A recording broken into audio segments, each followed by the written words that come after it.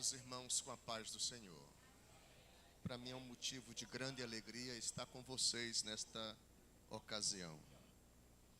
E eu peço que, por gentileza, mais uma vez, abramos a Bíblia Sagrada nos Salmos de número 92.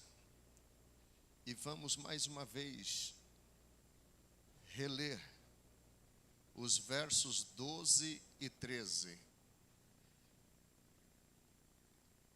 Assim está escrito: o justo florescerá como a palmeira, crescerá como o cedro do Líbano. Os que estão plantados na casa do Senhor florescerão nos átrios do nosso Deus. Amém? Tomem assento, por gentileza.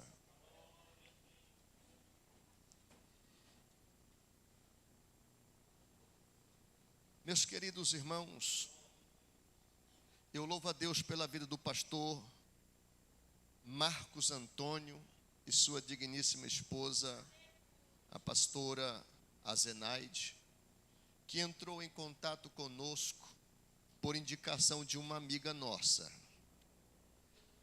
A missionária N. Sena foi a pivô desta possibilidade. Eu louvo a Deus pela confiança de, nesta data festiva da união de senhoras, ou a união feminina desta igreja, nos dar a oportunidade. Eu louvo a Deus pela vida de vocês. Para mim é um privilégio estar conhecendo mais esse ministério da Assembleia de Deus aqui em Colmeia. Glória a Deus. Temos aqui uma palavra de Deus para os nossos corações. Eu gosto de apreciar as Escrituras. Ela tem muito a nos falar. E nós precisamos muito ouvi-la.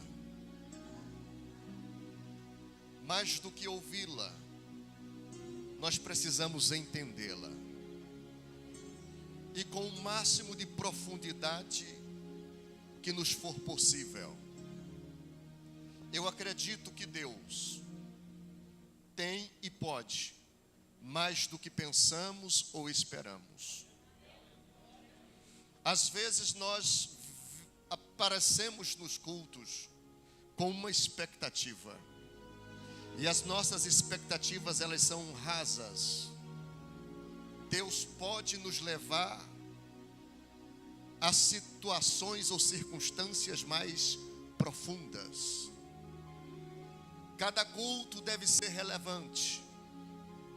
Não por causa dos pregadores, tampouco por causa dos cantores, mas principalmente pela presença dEle. Quando você para meditar os salmos, a primeira coisa que você vai aprender é que os salmos são hinos. Constitui-se num hinário de Israel, do povo judeu.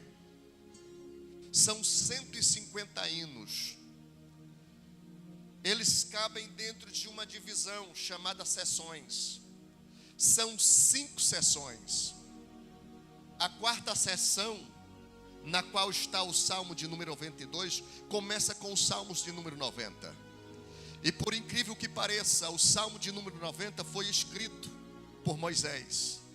É ele o compositor. Mas todo mundo aqui sabe quem é o autor. Inspirou Moisés. E é interessante. No Salmo de número 91, aquele lindo Salmos, não se pode ao certo dizer que Davi é o seu compositor, embora muitos ousam afirmar que foi Davi, mas provavelmente também tenha sido Moisés, porque o Salmos 91 é uma continuação dos Salmos 90. Agora há uma briga ou disputa teológica, uma briga boa, para afirmar quem é o escritor dos Salmos 92. Por incrível que pareça, a maioria opina por Davi. Mas aí a gente chega a questionar o seguinte: como o Salmo 90, o Salmo de número 91 e o 92 entram em tamanha harmonia? E eu vou explicar sob a visão teológica da hermenêutica. Um salmo complementa o outro. Aquele que deu inspiração para Moisés, deu também inspiração para Davi. A Bíblia Sagrada no seu todo, ela tem mais ou menos, pode ser mais, pode ser menos, 40 escritores diferentes. Num período de tempo de aproximadamente 1500 anos. De diversas épocas, de diversos lugares, de diversas culturas. Mas, no entanto, existe uma harmonia. Porque foi uma única mente que projetou toda a Escritura Sagrada. Aí Paulo escreve a Timóteo dizendo: toda a Escritura, toda a Escritura, toda a Escritura, de Gênesis a Apocalipse, é divinamente inspirada. Deus deu a inspiração. Quando eu digo tenho a inspiração, eu tenho de fato a inspiração, ela está aqui. E você também a possui nas suas mãos. Mas quando nós dizemos que temos a inspiração, nós estamos sendo muito ousados, porque Deus deu a inspiração a esses mais ou menos 40 escritores. O que Deus nos dá hoje é que da inspiração sai luz para nossa mente. Nós temos iluminação nas Escrituras. As Escrituras, elas falam conosco. Ela fala comigo, ela fala com você. Aí, quando eu quero entender por que alguns crentes dizem: eu quero muito que Deus fale comigo. E Deus já poderia ter falado contigo desde o começo dessa semana. No domingo passado, Deus estaria continuamente falando com você. A profecia estaria viva e confrontante diante dos teus olhos e no teu coração e na tua mente, se você simplesmente abrisse a Bíblia Sagrada e meditasse nela.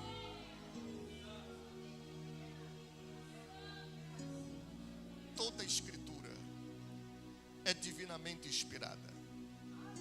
Entenda uma coisa: dizem, e há debate, que Davi compôs mais ou menos 72 salmos.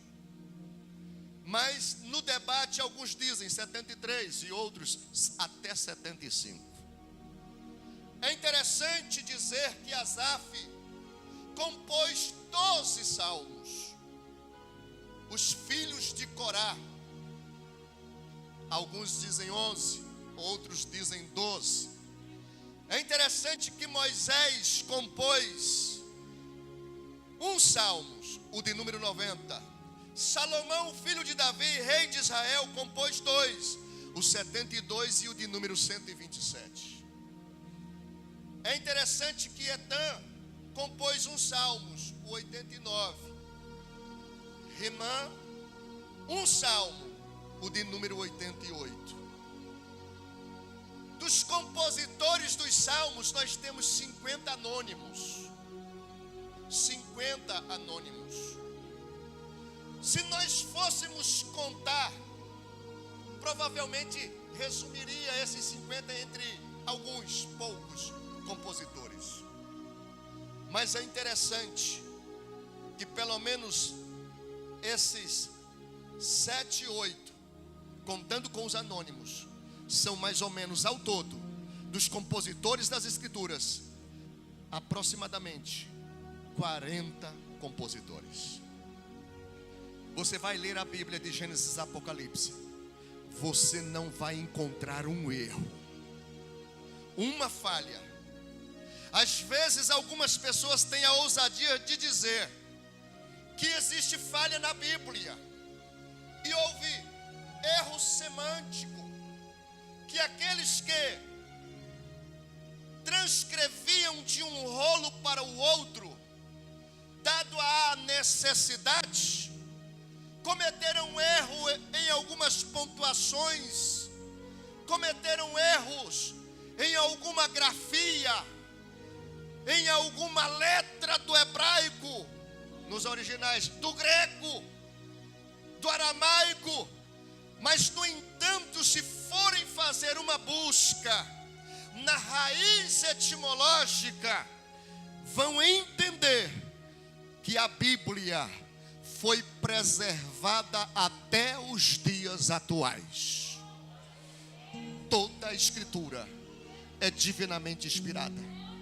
Se tem uma coisa sobre a qual Deus vela para resguardar, para proteger, é a originalidade da sua palavra.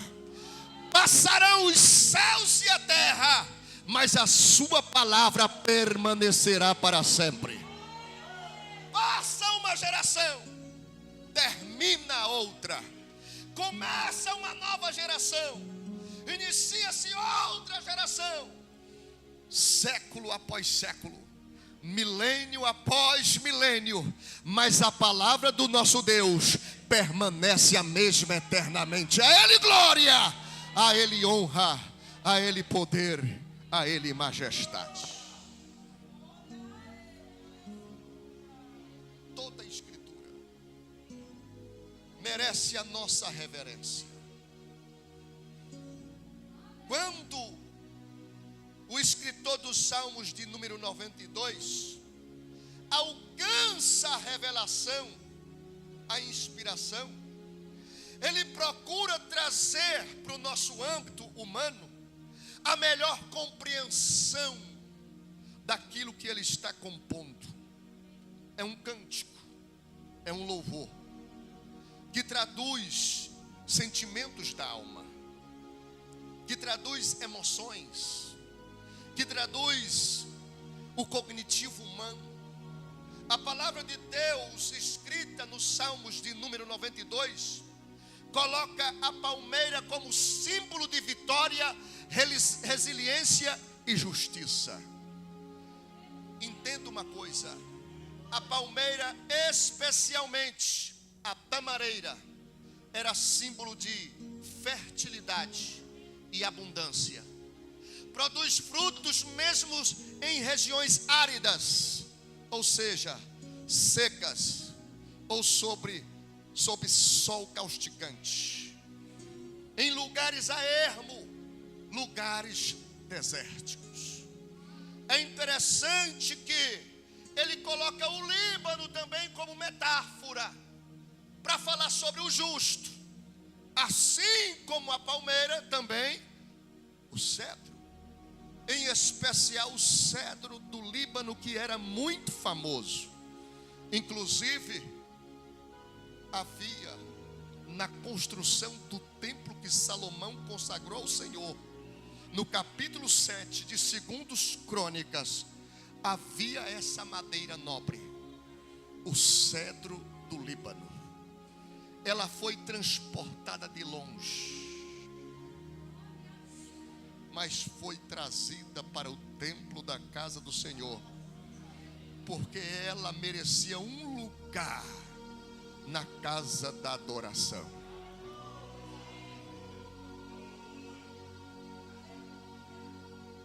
Olha o que diz na construção do templo de Salomão, segundo os primeiros reis, capítulo 5, 6, 9, em palácios e obras reais, como símbolo de realeza e grandeza.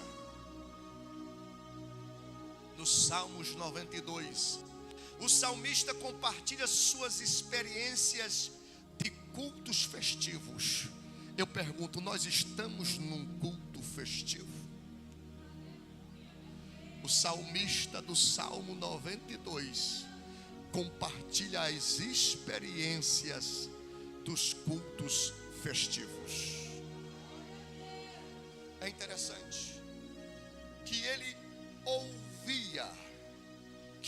ouviu no templo, dentro da casa, ou seja, no átrio, no lugar da adoração, no lugar do culto, ele ouviu as coisas extraordinárias que o Altíssimo, o Todo-Poderoso, nomes que soam como atributos, a excelência de Deus, que no nosso modelo tradicional é mais relevante dizer aquele que é venerável, digno de respeito. Está vendo porque às vezes a gente, como pastor da igreja ou na igreja, reclama da movimentação das pessoas de um lado para o outro. A questão de sair para tomar água, a questão de ficar às vezes nos corredores conversando, demorando a retornar para o culto, às vezes porque hoje houve realmente uma extrema necessidade, uma emergência. Essa questão do crente conversar com o semelhante na hora do culto, tratar outros assuntos. Venerável, digno de respeito. Outra palavra, reverência. Quando adentrarmos a casa do Senhor, é importante, é muito importante guardarmos os nossos pés. E eu me lembrei agora, Deus apareceu para Moisés. Ele era fugitivo do Egito, estava nas terras de Midian. E quando Deus lhe apareceu para falar com ele, logo entendemos, a voz de Deus sairia ao encontro do seu coração. Ele olhou e viu uma terrível visão, uma sarça verde. No deserto é muito comum, queimava, mas não era consumida.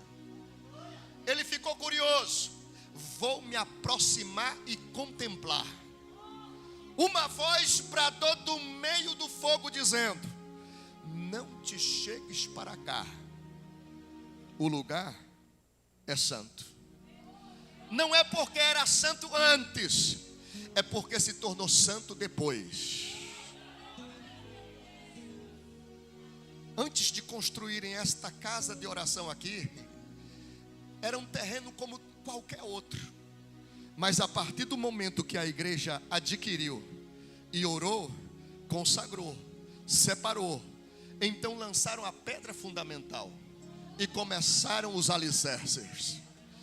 Ah, meus queridos, depois que a igreja colocou a mão na escritura, depois que a igreja lançou a pedra fundamental, consagrou este lugar, e esse lugar passou a ser, como me lembrei de outra parte nas escrituras, quando Jacó fugia do seu irmão Esaú, ouviu a voz do Senhor dizendo a ele que, quando contemplava uma escada que estava posta próximo a ele, mas cujas últimas partes daquela escada tocavam os céus, Jacó bradou o seguinte: este lugar é terrível, não é outro lugar senão a porta dos céus. Deus disse a Moisés: não te chegues para cá, porque este lugar é santo. Tira primeiro as sandálias dos teus pés. Quando nós nos reunimos na casa de Deus, nós devemos absorver as Escrituras e entender que na presença de Deus coisas terríveis estão acontecendo. A igreja reunida adorando, bendizendo, glorificando, enaltecendo o nome do Senhor, está movendo o mundo espiritual à sua volta.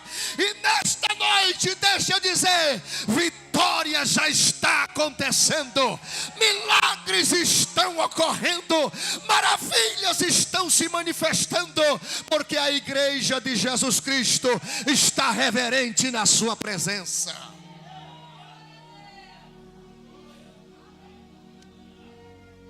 Glória, glória, glória. Você pode agradecer por essa presença.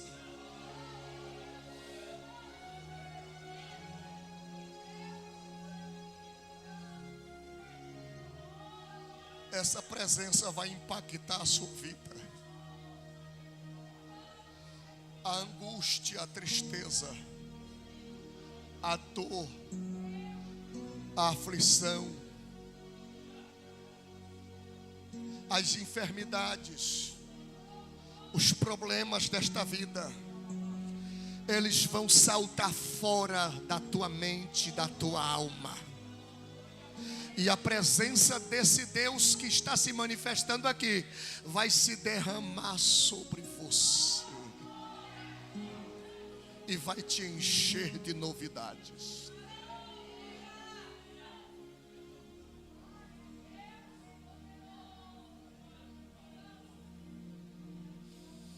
O justo florescerá. O justo crescerá.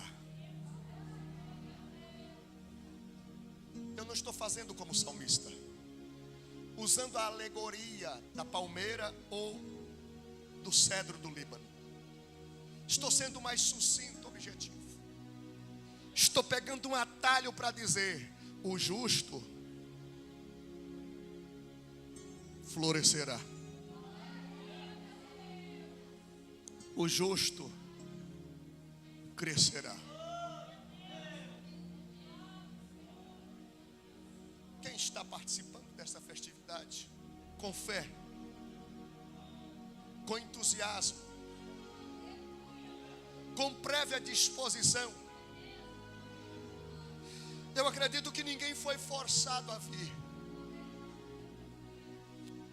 Embora a gente perceba que em algumas reuniões de crentes justos, eu falo por experiência própria, alguns comparecem na casa do Senhor por causa do pastor. Eu quero ser visto lá. Mas se eu pudesse mesmo, de fato, não iria, não participava. Eu vou porque eu sou obreiro. Eu vou de fato, enfim, porque sou crente. Eu tenho que ir lá marcar presença. Deixa eu te dizer uma coisa. É muito importante que você esteja aqui para adorar.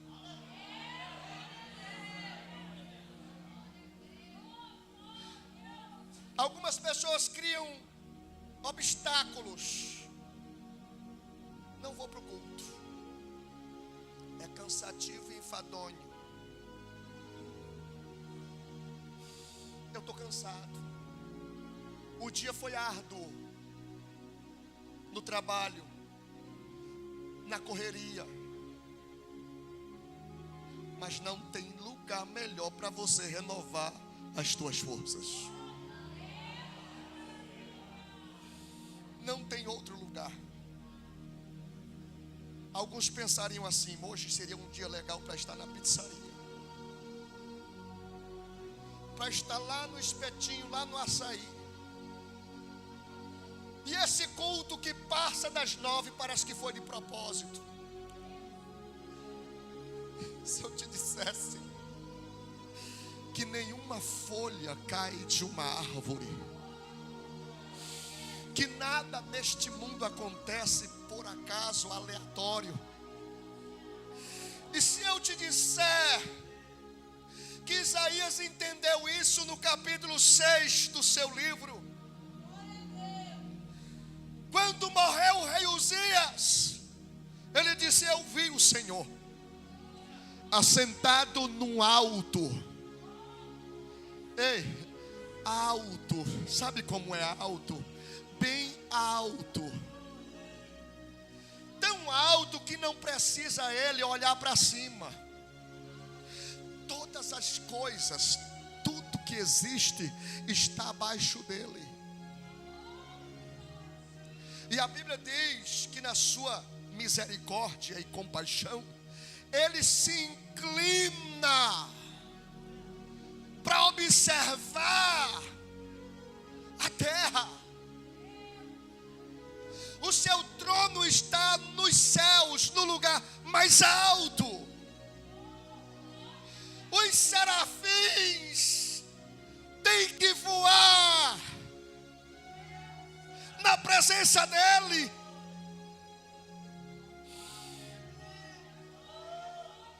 Com duas asas voam, com duas cobrem o rosto em reverência, com duas cobrem os pés,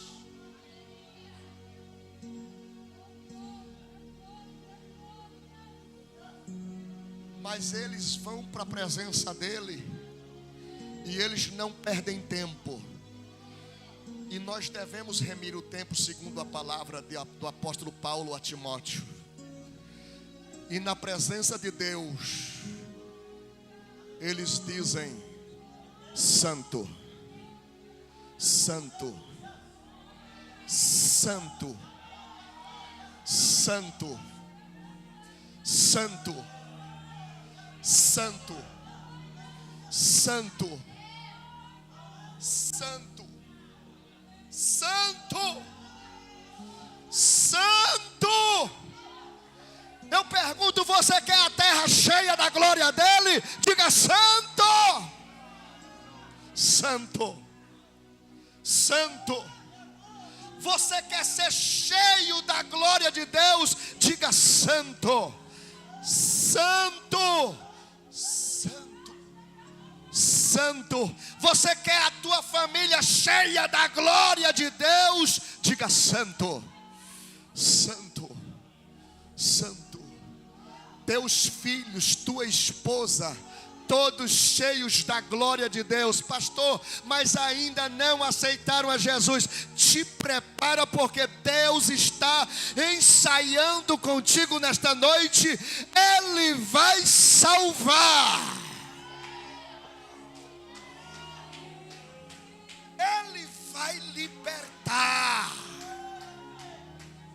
Cadeias vão ser destruídas, correntes serão quebradas, algemas serão destruídas.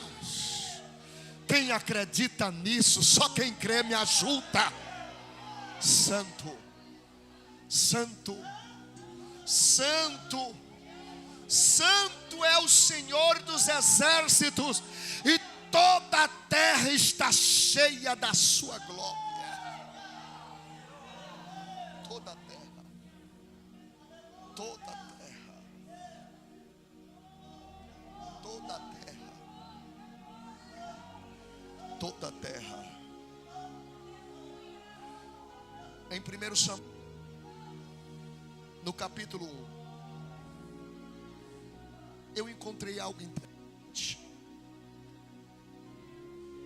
A Bíblia faz relato de que houve um homem da montanha de Efraim. Seu nome era Eucana. Ele tinha duas esposas, uma por nome Penina. Lhe deu 10 filhos, algumas filhas. A Bíblia não faz relatos. Por que você diz 10? Porque foi Eucana que disse para Ana: não te sou eu melhor do que 10 filhos? Ele está falando de filhos homens. Ele não está falando das filhas mulheres. Ana, esposa de Elcana, não tinha filhos. Mas por que não tinha filhos? Ela usava contraceptivos? De maneira nenhuma. O contraceptivo dela era celestial. Deus, o Eterno, o Altíssimo, o Todo-Poderoso, fechou a madre dela. Alguns historiadores, teólogos, chegam a afirmar que ela subia todos os anos acompanhando Elcana e Penina. Subia para Siló. O que ela ia fazer lá? Você vai encontrar que lá ela orava e lá ela adorava. Lá ela orava e lá ela adorava. 25 anos não são 25 dias, tampouco 26 meses. 25 anos é uma vida, como dizemos em vez em quando. É o tempo de uma vida. E o que ela pedia diante do altar? Ela pedia um filho varão. 25 anos pedindo a mesma bênção. E aqui já tem crente orando há alguns anos, pedindo a mesma bênção. Essa mensagem é porque Deus está ouvindo e quer confortar a tua alma. Ele quer que você continue buscando. Não desista. Existe o tempo de Deus para a vida de cada justo. Vai haver o tempo no qual Deus vai responder e você vai dizer: floresci,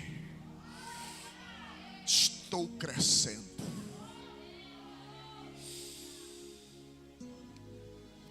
Escute só, reflita comigo, por gentileza, por gentileza. Não se perca. É impossível que aconteça algum mal ao homem que é amado do Senhor. O mal para ele não é mal, mas somente um bem de uma forma misteriosa. Perdas o enriquecem. A doença é o seu remédio. A sua repreensão é a sua honra. Na morte está o lucro.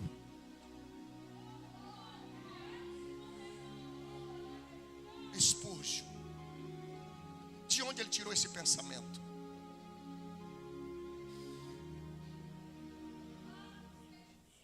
Da Bíblia. Aí você diz na sua espera, pelo que enfrenta: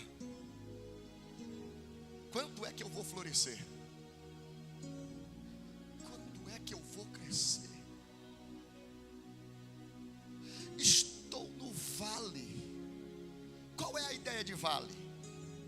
Luta, adversidade, problemas, tristezas, angústias, perdas de vidas, entes queridos. Às vezes a gente pensa um mal irreparável. Calma. Tem um Deus com uma pena de escrever na mão, escrevendo a tua história. E Ele está escrevendo que está próximo o momento de florescer, o momento de crescer.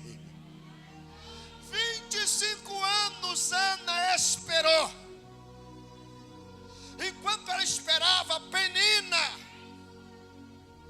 concorria com ela.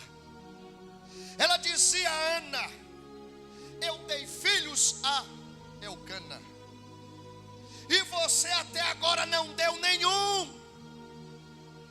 Eu sou melhor do que você. Por isso, Eucana gosta mais de mim, preza mais por mim. Mas você vai encontrar no capítulo 1 de 1 Samuel, que Eucana subia para o templo em Siló, e segundo a esposa Penina e seus filhos, ele dava porção de sacrifícios perante ao Senhor. Mas a Bíblia diz também que a respeito ou a despeito de Ana, ele dava uma parte mais excelente. Sabe por quê? Ele amava. Você pode ser amado na terra. Pode ter alguém que dá glória a Deus por você, que agradece a Deus pela tua vida. Tem gente que intercede pela tua alma. Mas Deus mostrou 25 anos depois do clamor, do começo do clamor de Ana, que não era apenas Eucana que a amava. Quando Deus deu a ela a oportunidade de ser fecunda, Deus estava dizendo: eu sempre te amei. Não importa quanto tempo demore para você receber a sua bênção, Deus te ama. E não há coisa melhor nesta vida do que qualquer um de nós aqui ser amado de Deus. Amado de Deus, querido de Deus. Para em meio às lágrimas, à dor, padecer e não se desviar dele, não murmurar, não reclamar. Israel foi derrotado por causa de reclamações, e isso foi ignorância. Faltou-lhes conhecimento. Mas hoje a igreja se apoia nas lições bíblicas da antiguidade. Você não pode reclamar, você não pode murmurar, você não pode apostatar da fé. Qual é o conselho então, pregador? Permaneça firme, porque do outro lado, na eternidade, ele continua firme. Seja fiel, porque ele é fiel. Persista. Espera o tempo de florescer. Espera o tempo de crescer. Orava Ana ao pé do altar. Quando o sumo sacerdote Eli viu aquela mulher ajoelhada e orando, mas ele parece que tentou escutar a oração dela, e viu que os seus lábios só se moviam. Não tem crente que ora assim de vez em quando?